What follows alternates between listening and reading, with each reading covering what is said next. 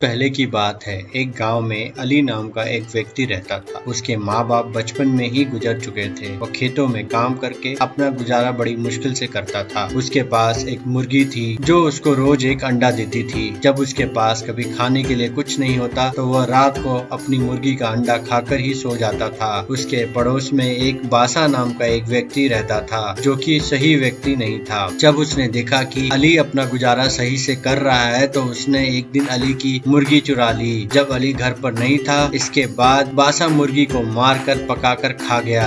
जब अली घर आया, घर पर मुर्गी को नहीं देखा तो इधर उधर अपनी मुर्गी को ढूंढने लगा। उसने मुर्गी के कुछ पंख बासा के घर के बाहर देखे। उसने बासा से बात की तो बासा ने कहा कि उसकी बिल्ली एक मुर्गी को पकड़कर लाई थी, मैंने उसको पकाकर खा लिया। मुझे क्या पता था वह तुम्हारी मुर्गी है। अली ने बासा से कहा कि वह इसकी शिकायत न्यायाधिकारी से करेगा। यह बात सुनकर बासा ने मुर्गी की जगह अली को एक छोटा बत्तख दिया। अली ने उस बत्तख को पाला, जिससे कुछ दिनों बाद वह बत्तख बड़ा हो गया और अंडा देने लगा। एक रात को जब बहुत बारिश हो रही थी, एक साधु भीगता हुआ रहने की जगह मांगने के लिए बासा के घर पहुंचा, लेकिन बासा ने उसको मना कर दिया। इसके बाद वह अली के घर गया। अली ने उसको रहने के लिए जगह दी और खाना भी खिलाया। अगली सुबह वह अली के घर से जाने लगा, लेकिन जाते हुए उसने अली के बत्तख के सिर पर हाथ फेरा। इसके बाद जब बत्तख ने अंडा दिया तो वह सोने का था। अली यह देखकर बहुत खुश हुआ।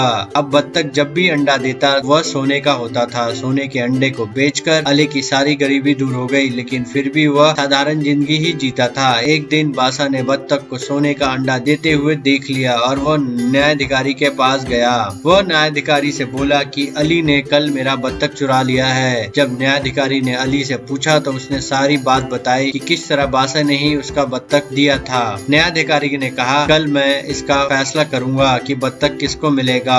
बत्तख ने रोज की तरह न्यायाधिकारी के पास भी सोने का अंडा दिया। अगले दिन न्यायाधिकारी ने दोनों को सामान्य अंडा दिखाया और कहा कि यह कल तुम्हारे बत्तख ने दिया है। अलग से पूछने पर अली ने न्यायाधिकारी को सच बताया कि उसकी बत्तख सोने का अंडा देती थी, जबकि बासा ने कहा कि उसकी बत्तख सामान्य अंडा देती है। न्यायाधिकारी ने एक बत्तख लेकर बासा को दे दिया और अली को सोने का अंडा देने वाली बत्तख दी। अली दोबारा सोने का अंडा देने वाली बत्तख पाकर खुश हुआ। इस कहानी से हमें यह शिक्षा मिलती है कि हमें कभी भी लालच नहीं करना चाहिए और दूसरों को देखकर ईर्ष्या नहीं करना चाहिए। लालच का फल हमेशा बुरा होता है। दूसरों को देखकर जलने से हमारा खून जलता है और हमारी बर्बादी होती है। इसलिए हमें कभी भी किसी से ईर्ष्या नहीं करनी चाहिए। हमेशा दूसरों से मेल मिलाप रखना चाहिए और खुश होकर बात करना चाहिए। कहानी कैसी लगी हमें कमेंट करके बताएं। छोटी सी कहानी से कुछ सीखने को मिलता है तो इसे शेयर करें ताकि ज्यादा से ज्यादा लोग इस कहानी के जरिए कुछ अच्छा सीख पाएं। आपको लगता है कि यह कहानी आपके लाइफ में कोई वैल्यू ऐड करती है और आप चाहते हैं कि आपके जैसे दूसरों की लाइफ में भी कुछ वैल्यू ऐड हो, तो इस चैनल को सब्सक्राइब करें और शेयर करें। मेरी कोई भी वीडियो मिस ना हो उसके लिए बेल आइकन पर क्लिक करें। मैं चाहता हूं कि मैं हर दिन किसी न किसी के लाइफ में वैल्यू ऐड करूं ताकि वो अपने लाइफ में हमेशा आगे बढ़ते रहें। इस वीडियो को देखने के लिए आपका बहुत बहुत धन्यवाद।